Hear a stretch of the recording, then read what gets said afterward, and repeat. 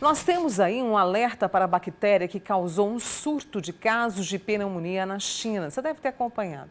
Na região metropolitana de São Paulo, nós tivemos aí o registro, nesse começo de ano, de 5 casos da doença em crianças com menos de 4 anos.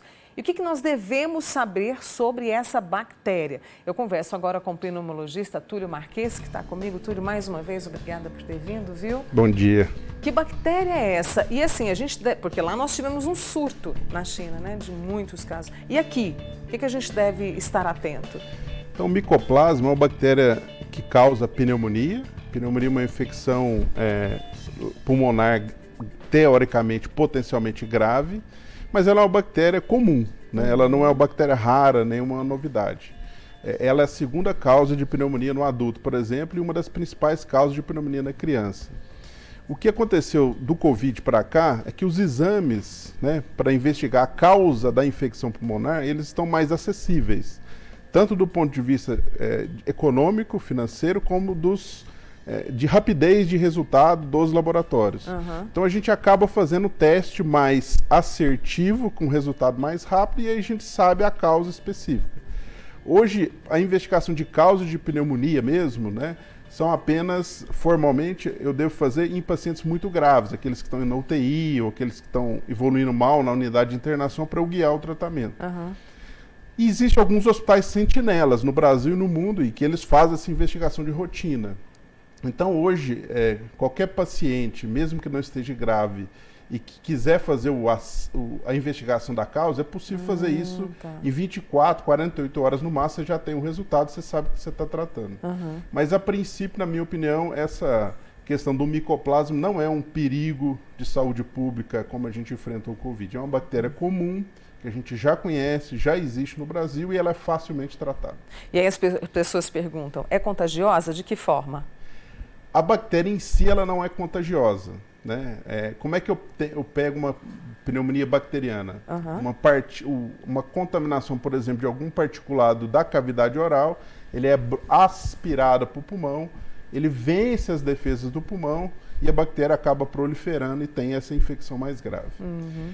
Principalmente na criança, né, e no idoso, uma infecção por um vírus, Covid, influenza, vírus sincicial, qualquer vírus, ele reduz as defesas das vias aéreas, predispondo que a bactéria venha após e faça uma infecção secundária. Então é aquele paciente que começa com tosse, nariz escorrendo, às vezes uma febrinha muito baixa, de repente ele tem uma piora, aí fica uma tosse com catarro amarelado ou esverdeado, começa a febre alta. Então esse é um caso em que eu posso ter uma infecção bacteriana secundária. Então a questão de surto, né? Se eu tiver, por exemplo, uma escola, numa sala, um surto de infecção viral, e qualquer vírus, né, eu posso ter uma predisposição de ter pneumonia bacteriana secundária. Isso não é comum, isso é incomum, mas pode acontecer. Uhum. E os sintomas?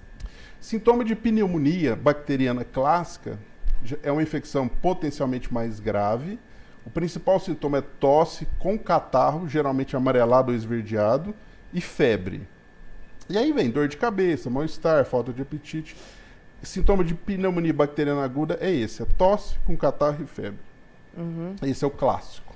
Prevenção, a gente segue aquela mesma linha que a gente aprendeu com a Covid, Túlio? A prevenção, eu tenho que prevenir a infecção viral, né? A prevenção de infecção bacteriana é hábito de higiene pessoal. Certo. Né? Então, prevenção de infecções virais é evitar aglomerado, evitar contato com pessoas que estão gripadas.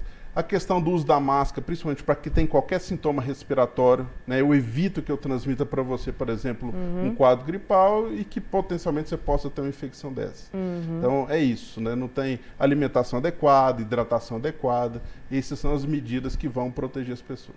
Nós tivemos casos em São Paulo, que foi na região metropolitana ali, os casos que foram registrados, e agora a gente está numa época de muita convivência, de muitas férias, criança brincando com criança, né? É motivo de preocupação, muito sol ou não? E por que em crianças essa bactéria é mais comum? Não, ela não é tão comum em crianças, não. Não é não? Ela é talvez mais comum até em adultos, mas Entendi. também acontece em criança. A criança é isso que você falou, a criança brinca, abraça, beija, né? Então é muito difícil, né? Nós estamos num período de férias, mas apesar de ser um período de férias, tem visitas familiares, teve as festas de fim de ano, então acaba encontrando as pessoas e você tem uma disseminação de infecções. E às vezes você importa essas infecções de outros estados, de outras cidades, né? Então, mas eu não vejo grandes preocupações nesse sentido, não. Se a gente utilizar o que a gente aprendeu no Covid, como evitar infecções, lavar a mão, não pôr a mão no rosto, usar o álcool gel, essa questão da máscara, principalmente quem tem sintoma, para evitar passar para os outros, a gente vai ficar tudo bem. Vamos acompanhando. Eu te agradeço mais uma vez, Túlio, por estar comigo e esclarecer aí sobre essa bactéria. Obrigada, viu? Eu que agradeço.